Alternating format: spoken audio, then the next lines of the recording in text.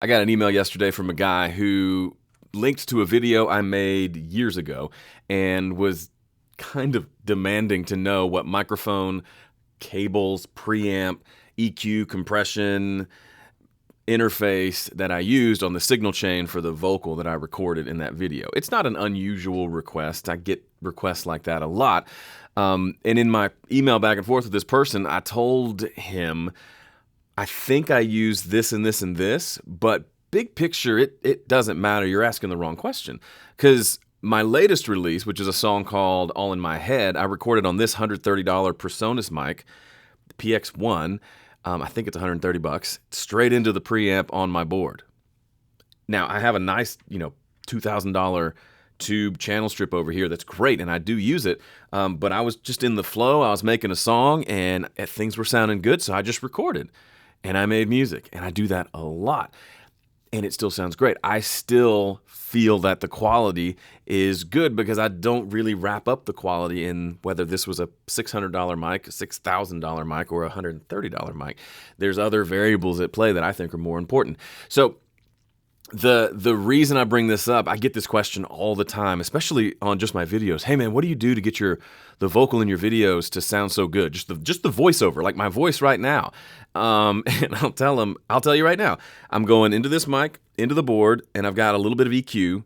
I've got a shelf at 220 hertz that's cutting back 2.5 decibels to make it not too boomy. I've got a little cut at 360 and a little cut at 3.2K. That's it. It goes into the computer. It hits a limiter on the way to get recorded. So just to get the overall volume up so everything isn't super quiet when I post this to YouTube or Facebook or whatever. But that's it. That's it. So if you're wanting some super secret trick for how I set up a compressor and a gate and a limiter and a crazy set of 3 EQs, that's not the process. That's not it. What you're hearing, this is the hard truth that's going to make some people turn off the video or just shake their heads and ignore me. But ignore me at your own peril, because this is the truth, and this is the key to unlocking great mixes, okay? Here's the example. What you're hearing right now, my voice, that's what my voice sounds like. You could sit next to me, and it's going to sound a lot like what you're hearing through your computer, however you're listening. Why? Because that's the point. That's the point. We record things, we put microphones in front of things to capture what they sound like. If we don't want it to sound like that, we need to change the thing. If my voice isn't right for a song, then I got to change my voice, right? Get a different singer, something like that. No amount of hardware, although we can upgrade every part of this signal chain, no amount of software is going to rescue that if it's not the right tone to begin with. I say get it right at the source a lot. If this is your first video you're watching from me, hi, welcome. You're going to hear me say that a whole lot. Get it right at the source. Here's what I mean by that. If you open up your latest recording, or maybe you've never recorded before and you're getting into it, if you can ingrain this into your mind, you will leapfrog ahead of people who are 20 years ahead of you because they refuse to accept this truth.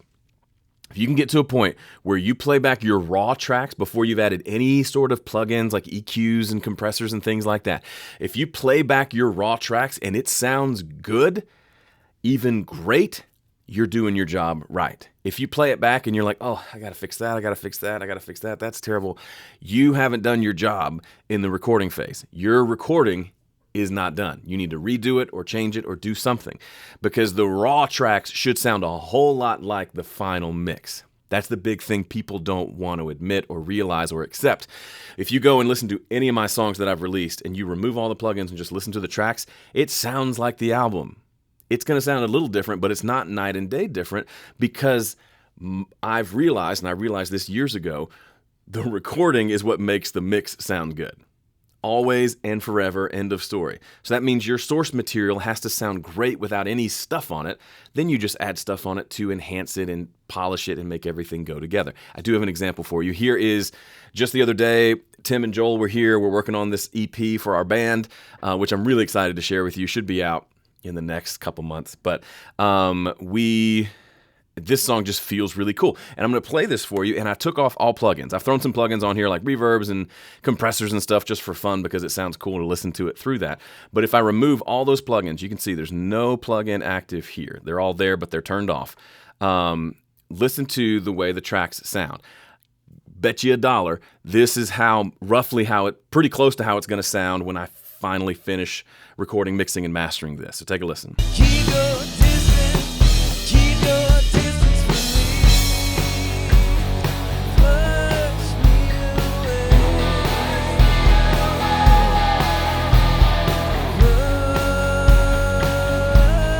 me away. Push me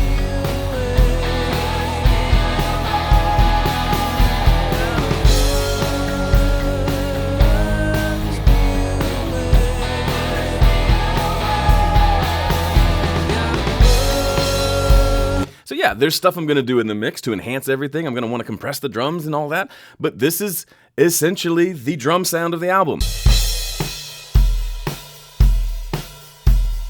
And this is the bass tone. And these are the guitars.